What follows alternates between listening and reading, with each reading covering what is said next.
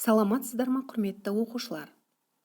Қазақ тілі пәнінен көлік және жол белгілері бөлімі бойынша жол белгілерін білеміз бе тақырыбындағы сабағымызды бастауға рұқсат етіңіздер. Құрметті оқушылар, бүгінгі сабақта сендер нұсқаулық құрылыммен танысып, жол белгілеріне байланысты нұсқау жаза аласыңдар.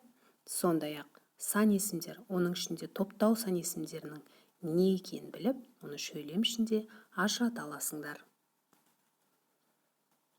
Құрметті оқушылар, жол белгілерімен біз жақсы таныспыз. Оны бастауыш сыныптардан бастап үйреніп келеміз. Жалпы жол белгілері дегеніміз не?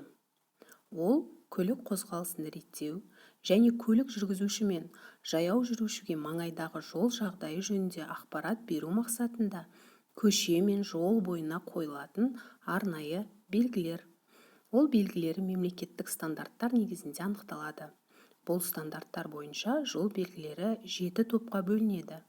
Біріншісі ескерту белгілері, екіншісі басымдылық белгілері, үшіншісі тыйым салу белгілері, төртіншісі міндеттеу белгілері, бесіншісі ақпараттық көрсеткіш белгілері, алтыншысы қызмет көрсету белгілері және де жетіншісі қосымша тақтайшалар.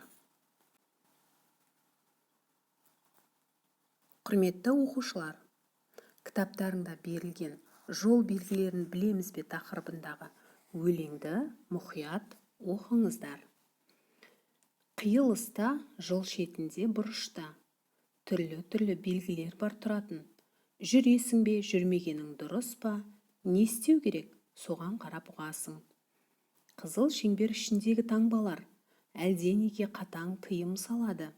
Өміріңді қорғауға олар арналар, білмеген жан өкінішке қалады.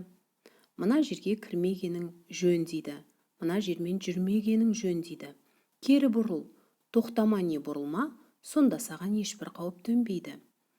Белгілердің мәнін білу мықты күш. Келесісі шеті қызыл, үш бұрыш. Бұл белгілер ескертеді, біліп ал, көңіл бөлмей өтіп кетпе тып-тыныш. Қиылыс па, бұрылыс па алдыңда, темір жолға таяп әлде қалдың ба? Өзен бар ма, көпір бар ма, ор бар ма? Мекені ме жабайы аң мен малдыңда? Соның бәрін біліп алда, абай бол. Сенің аман жүргеніңді қалайды ол. Белгілердің сырын еске сақтап ал, болашақта жүресің ғой талай жол. Көрдіңіздер ме балалар? Әр белгінің өзінің мағынасына болатынын өлеңде керемет жеткізген. Сендер де өлеңді мәнерлеп оқып, мән беріп, мағынасын түсініп алыңдар. Құрметті оқушылар, енді мына берілген жол белгілерін бір-бірімен сәйкестендіріп көріңіздер. Қалай ойлайсыздар? Бірінші, екінші, үшінші, төртінші, бесінші және алтыншы суреттер өзінің жанында жазылып тұрған сөздермен сәйкес келеді ме? Олай болса, үлкендердің көмегімен не ақпараттық ізденіс арқылы осы жұмысты жасап көріңіз. Құрметті оқушылар, сәйкестендіру тестін жасайтын уақытта осы берілген бейнені скриндеп алып, бір-бірімен қалам арқылы белгілей берсеңіздер болады. Ал енді оқушылар, сабағымыздың мақсатына келейік. Біз бүгін нұсқау жазумен танысамыз. Нұсқау деп әлденені орындау, жүзеге асыру тәсілі мен тәртібін бекітетін тәртіптер жинағы. Біз енді өзіміздің шамамызға сәйкес нұсқау жазып көрейік. Байқасаңыздар, кез келген ойыншықта немесе қандай да бір үйімізге дүние келетін болса, оның міндетті түрде нұсқауы болады. Яғни кейде пайдалану жөніндегі ережелер, кейде нұсқау түрінде келеді. Демек, нұсқау дегеніміз сол заттың пайдалану ережесі екен. Ал енді біз де оқушылар, бүгінгі өткен тақырыбымызға сәйкес мына берілген белгілердің ішінен өздеріңізге ұнағанын таңдап алып, суретін салып, достарыңызға арналған нұсқау жазып көріңіздер. Яғни, ұзақ емес, қысқа ғана осы берілген суреттерді түсіндіретіндей ережелерді жазып көріңіздер. Жалпы суреттердің қандай мағына беретіндігі оның астындағы жазуында көрсетіліп тұр.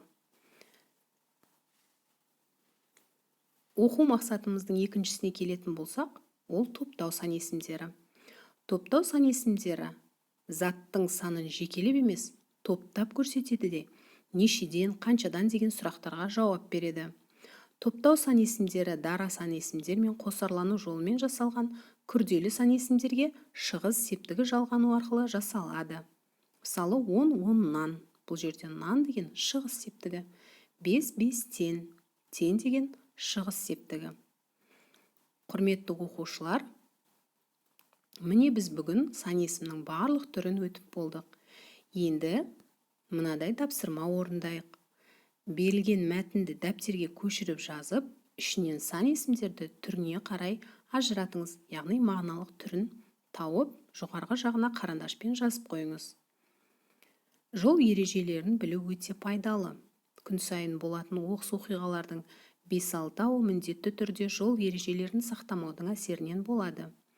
Біздің ауылда да машиналар саны артып келеді. Мектеп айналасын байқасақ, 2-3-тен жол белгілері көрсетілген арнайы белгілерді көруге болады.